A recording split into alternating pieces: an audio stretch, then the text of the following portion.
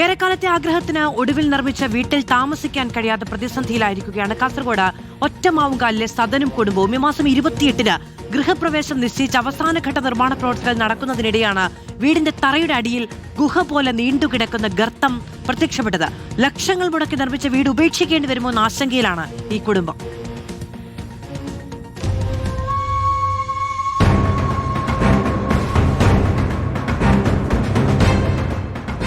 ലക്ഷങ്ങൾ മുടക്കി 3 വർഷത്തെ കഷ്ടപ്പാട് കൊണ്ടൊരു വീട് നിർമ്മിച്ചു.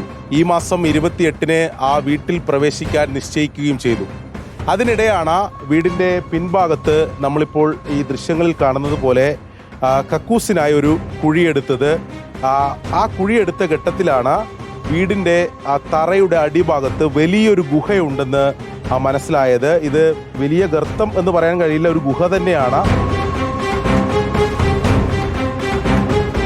2 ആഴ്ച മുമ്പ് സെപ്റ്റിക് ടാങ്കിന് വേണ്ടിയാണ് കുഴി കുഴിച്ചത്. കുഴി കുഴിക്കുമ്പോൾ ഒരു 2 മീറ്റർ ആകുമ്പോഴത്തേനും അത് ഇടിഞ്ഞ് താഴെ വീണു. അതിന് പിന്നെ ഈ ഏണി വെച്ച് താഴോട്ട് ഇറങ്ങി നോക്കി പിന്നെ അകത്തെത്തുമ്പോൾ വിശാലമായ സ്ഥലമാണ്. വീട് മൊത്തം ഇരിക്കുന്ന അതിൻ്റെ മുകളിലാണ്. ഇനിയിപ്പോൾ ഇതിനകത്ത് മനസ്സമാധാനത്തോടെ എങ്ങനെ കിടന്നുറങ്ങും എന്നുള്ളൊരു ആശങ്കയിലാണുള്ളത്. എനിക്ക് പിന്നിൽ ഈ കാണുന്ന വീടിന്റെ തറയുടെ അടിഭാഗം മുഴുവൻ ഒരു ഗുഹ അടിയിൽ രൂപപ്പെട്ടത് കൊണ്ട് തന്നെ, അല്ലെങ്കിൽ അങ്ങനെ ഉള്ളത് കൊണ്ട് തന്നെ ഇവിടെ താമസയോഗ്യമല്ല എന്നതാണ് പറയുന്നത്. ആ ആശങ്കയിലാണ് ഉള്ളത്. ഇതിപ്പോൾ അവസാനം വീട്ടിൽ പ്രവേശിക്കുന്നതിന് വേണ്ടി നിശ്ചയിച്ച് കക്കൂസ് കുഴിയെടുക്കുമ്പോഴാണ് ഈ ശ്രദ്ധയപ്പെടുന്നത്. അതെ, ഏകദേശം പണി തുടങ്ങിയിട്ട് 3 വർഷമായി. സാമ്പത്തിക ബുദ്ധിമുട്ട് കാരണം ഇത് നീണ്ടു പോയി.